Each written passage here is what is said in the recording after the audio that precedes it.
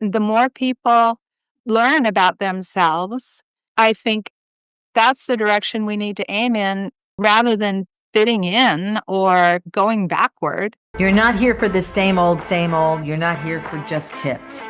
You're here because something in you knows it's time to change. Not just how you lead, but how you live. I'm Janet Ioli, and this is The Inner Edge, a podcast about leadership, self-mastery, resilience, and reinvention for a new world era. Real life, whole self, let's go there. Welcome to The Inner Edge. So Simone, I'm really excited to have you on the show today. This is a topic that I've been really wanting to explore a little bit further. I am such a big fan of Carl Jung and the unconscious. And I've talked on this podcast many times that about 95% of our behavior and our actions are unconscious. And I fact checked that one because I thought, how could that be? That means we're 95% of the time we're not even conscious of what we're doing. And one of the areas that Carl Jung, I've read him extensively because I think, he was almost like a prophet in terms of understanding human dynamics and human behavior. One of the things that he explored in detail was the whole area of astrology. And, he talked a lot about symbols and symbolism and how astrology mirrored a lot of our human behavior. And that's one of the reasons why I wanted to have you on the show, for a lot of other reasons that I mentioned earlier. But talk a little bit about your thoughts about astrology, because, it's been around for thousands of years and people dismiss it immediately. Not all people, but a lot of people dismiss it immediately. So talk a little bit about this Jung connection and some of your thoughts. Yeah. Well, I adore Jung. I always have. And do you know he actually was an astrologer? And I did not know that. he cast a chart for each of his clients Oh my God. because it gave him additional insight into their nature and what cycles are going on for them and how he might best help them. But his major precepts, like the collective unconscious, synchronicity, these things are pure astrology. Synchronicity is as above, so below. And that's the guiding maxim of astrology and always has been from day one, back when, the Greeks and Romans were practicing it, even BCE. As above, so below is, in other words, we are reflected in the movements of the heavens. And probably we're reflecting, they're reflecting us, we're reflecting them. It's mutual, because we're all part of this great consciousness on the planet. And not everybody grasps that concept, especially science. I know scientists have been highly judgmental, many of them, of, astrology and psychic things. And not that I equate those two, but they're often lumped together. Yeah. And that's one of the reasons why I wanted to have this conversation, Simone. Okay. So, I navigate different worlds, right? So I am in academia, I'm getting that PhD. I, use scientific principles to do research, et cetera. And one of the things I've learned over the years is that while science is really important and it helps us, it also limits us. And so, because what happens, I think, in any endeavor is that our mind gets closed and we forget that we're part of a larger universe. And there are so many things that we can't explain. And so everybody tries to get their little piece of what that means. And what I always encourage people is to remain curious and to learn about things. And one of the things that really dismayed me, and I'm going to ask you a question in a minute, but I think this conversation is important, is that organizational psychologist Adam Grant, who I've read his books, I've followed him for years, wrote in one of his blogs that astrology has no scientific basis and that people who believe in it or who follow it lack critical thinking. And I was a little not only offended by that, but I was surprised because I think that is against the curiosity of science because science is about being curious about your environment, what's around you, et cetera. What do you think that he and others might be missing? Well, that's a totally left-brained approach, isn't it? It's like if you can't see it, it doesn't exist. If you can't prove it scientifically and replicate it, then it's of no value. But astrology is more of a right-brained type of approach. It has to do with seeing the correlations between things, seeing where things resonate or, mirror each other, like I was saying about as above and so below. And there's no room for that in the current scientific paradigm, although possibly quantum physics maybe had been in that direction, which probably this guy you're mentioning is not coming from that perspective. He probably has a strong Saturn in his chart.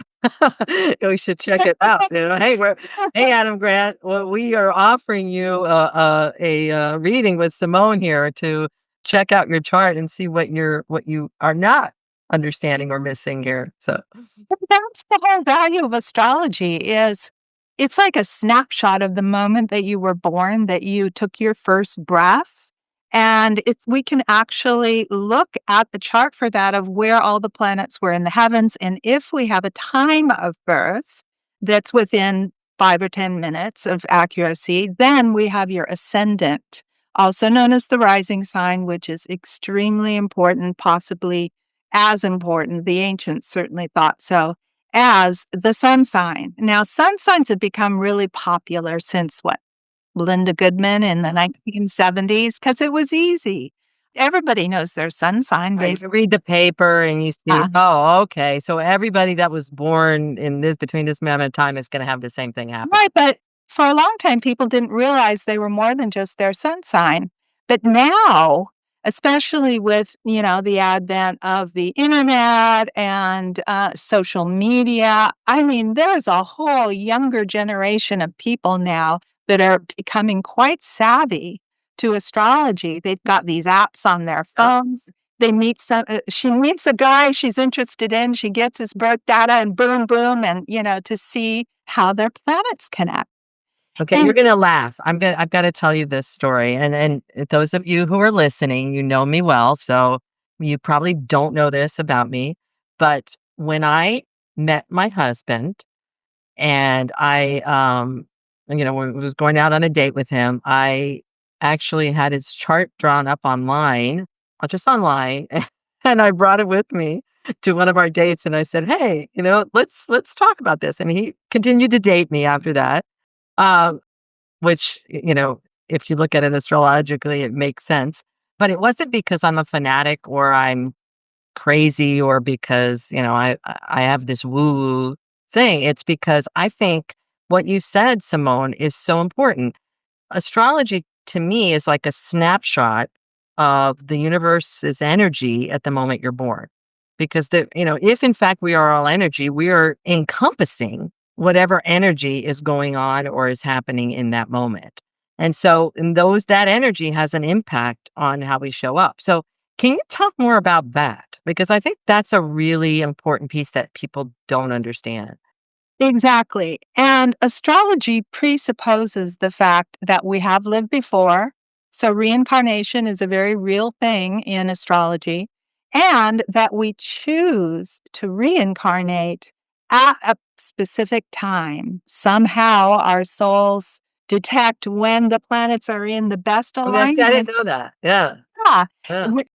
When the planets are in the best alignment to describe what we want to accomplish in this life, what we're learning, because basically that's what life is. It's a school of sorts where we're trying on different things to see how they fit. We're going down paths that maybe in previous lifetimes we were unaccustomed to. So we're developing ourselves, and the more we reincarnate, the more we learn, the more we develop.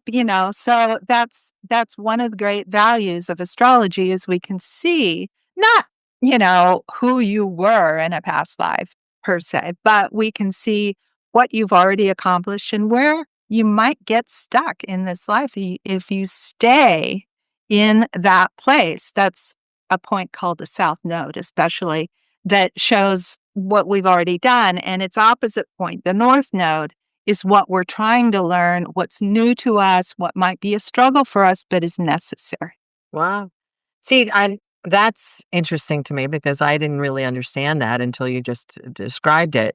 And my mind is always like curious. So I'm curious as you talk, when we're looking at astrology and we're looking at, somebody's chart, what does it do for us in terms of understanding our own nature? And you said that Carl Jung was actually giving charts to his clients so he could understand them better. And what is it?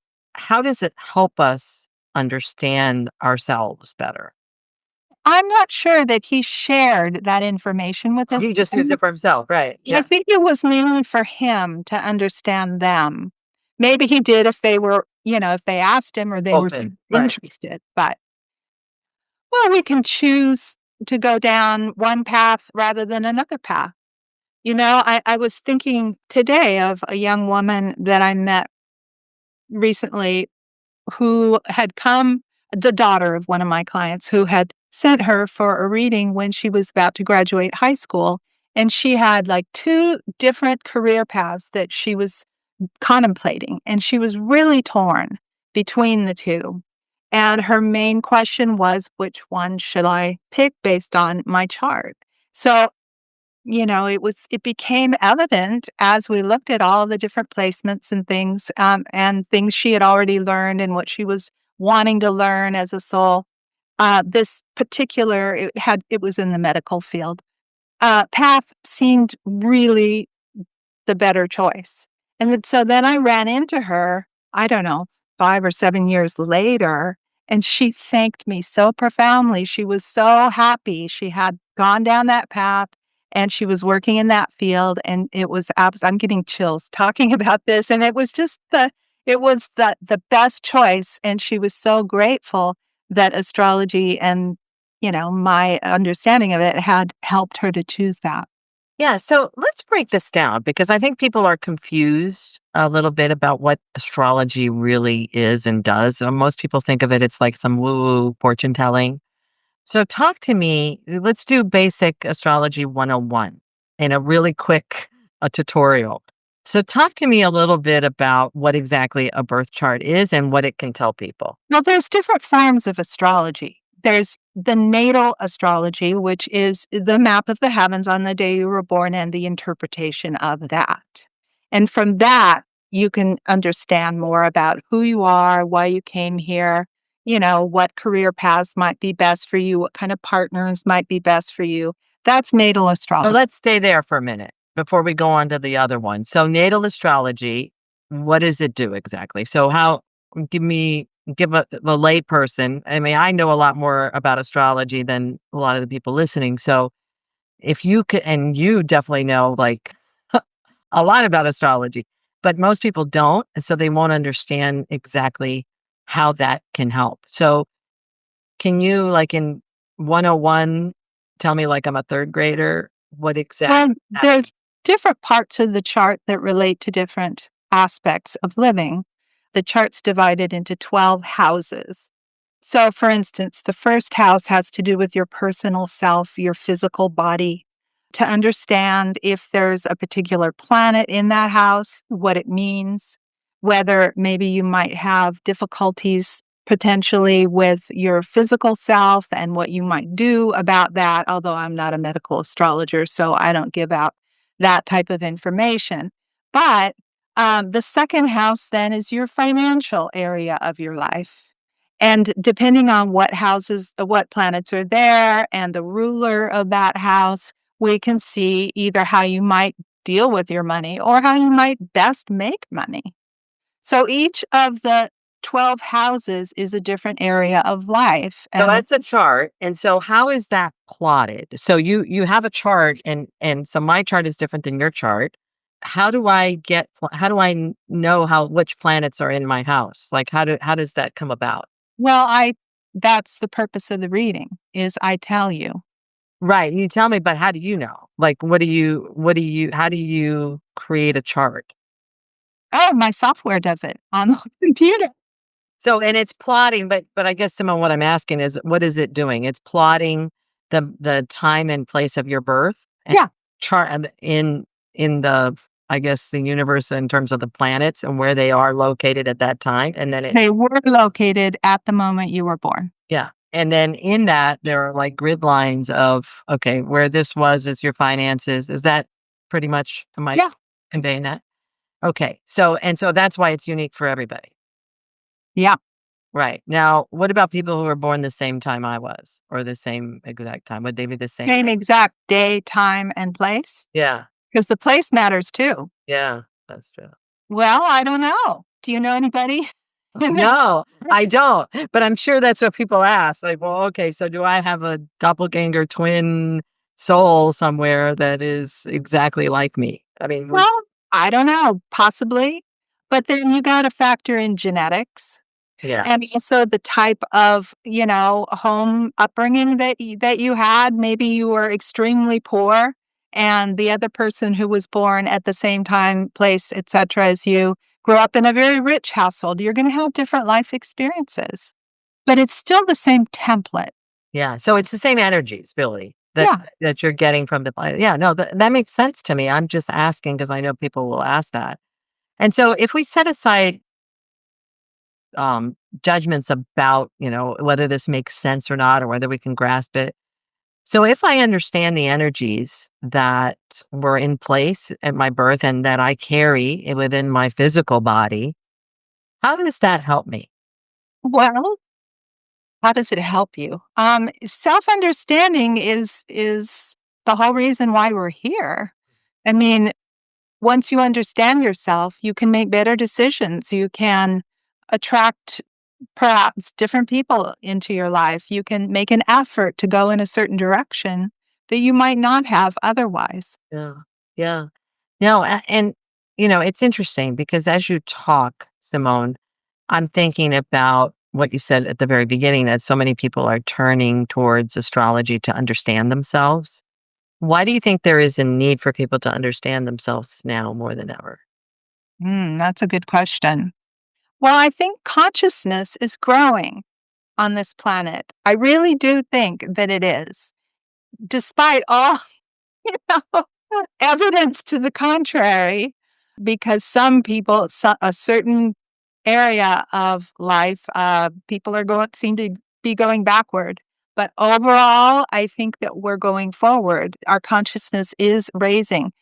And that's why there's such a kickback, blowback to that, because some people want things to stay the same, you know, but it can't be changed. Consciousness is growing. And the more people um, learn about themselves and get in alignment with their soul's purpose, whatever that may be, I think that's that's the direction we need to aim in, and rather than fitting in or going backward.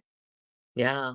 But the other, I just wanted to finish with what I was saying before is, after you get a sense of your natal chart, then we have transits, progressions, solar returns, all these different ways of moving your chart forward to see where you are now and what kind of planetary influences are happening for you now. And so that's, it's not predictive in the sense that, oh, Saturn's coming, you better watch out, or you're going to die, or something like that. The ancient astrologers were a little more predictive than we modern astrologers are, in that they forecast dire things that they saw coming, and who knows whether they happened or not. But that's not what we do nowadays. But it's still useful to know if you're having a difficult Saturn transit, because it's a relief. It tells you, oh, that's why I've been struggling. That's why things are kind of difficult, and this is how I can work with this, and this is when it's going to be over.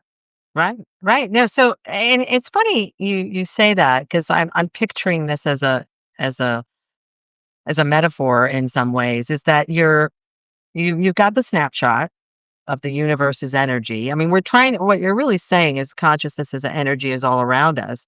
We've got the snapshot, and then the universe is moving, and those energies keep changing. And as they move and change, they're impacting the imprint that we have. And so that's really what you're saying. And so learning more about it helps you understand, okay, there's this sort of energy coming, and this is how it impacts me. And it can be often is a repeat of an energy that has already happened for you. Like, for instance, a lot of people have heard of the Saturn return. Anyone who knows astrology is either going to know about Mercury retrograde. Everybody knows Mercury. A lot of people have Mercury retrograde. Right. 3 times a year for 3 weeks at a time, the planet of communication goes on holiday and everything kind of goes awry. But then Saturn return is another one a lot of people know. Around the age of 28, 29 is your first Saturn return, where Saturn returns all the way around to where it was when you were born. It's a major turning point for a lot of people. And then you have it again around the age of 58, 59. And if you live long enough, 28, 29 years after that, you have it for a third time. So it's kind of reassuring to know that we have these predictable cycles that are coming around, because we can look back at the last one. And the same for what we call mundane astrology, which is looking at countries and political leaders and things like that. For instance, right now, we're having a lot of the same cycles that happened during the American Revolution. Wow. And so all this mayhem and breaking free and, all that they went through in order to establish the US, that's all come for full circle now. And over the next couple of years, we get to reassess where we're at as a country. We get to throw out what doesn't work. We get to reaffirm what does work and take it to the next level, ideally. Wow. So, I mean, so it's fascinating. It's not just the person individual, but it's also looking at the universal energy, the collective energy in the world, Oh, yeah. which is really fascinating. Okay, so I could talk to you all day, and we're just about out of time. But I wanted what my aim with this episode was really to expose people to the fact that, hey, critical thinking takes different forms, and it's not just about having a scientific argument for something. There are things that we can't explain, and it's what I believe is critical thinking is being open and curious about everything and trying to understand it before we judge it. And actually, I would say suspending judgment, because even when we make judgments, we don't have enough information. So if astrology isn't about fortune telling, but it's more about self awareness and connection, what wisdom does it hold now for how we live and lead in this world? Well, I think, really the word I would use for it is it's a language. Mhm. It's a language that we're learning to speak. And the more we learn to speak astrology, or at least to understand our own charts and maybe the charts of other people close to us in our lives, the more of a sense of rightness and a sense of being on track that we're going to have. And things are pretty unsteady right now. And so astrology is one of many ancient systems of wisdom that have come back and that are here. And maybe you don't, resonate with astrology. Maybe meditation is more your thing, or yoga, or some combination thereof. But getting in touch with your body, your soul's wisdom, all of that can help you feel like no matter what the hell's going on in the world or outside, that you're on track. And if you're not on track, that you can get back on track. Maybe you, have an ancestor that you call on. I mean, there's a lot of things I do that are not astrological, but that are very, very helpful. And I often will recommend people, especially if someone has just passed on, to make an altar for that person and start asking for their help, because they really do want to help us. Yeah. No, this is very insightful. I appreciate you, Simone, coming on today and sharing a little bit of your wisdom around this area. I think my provocation for people, this is called the inner edge, is that if you want to be using your inner edge, you need to be going inner. And and part of that is being open and try to understand the universe and all the things around us, rather than shutting things down and being fragmented in the way they look at things. So I thought astrology was a perfect topic to discuss. I will make sure in the show notes people have your information if they want to reach out to you themselves and learn more. Uh, but I really appreciate you sharing your wisdom with us today. Thank you so much for having me.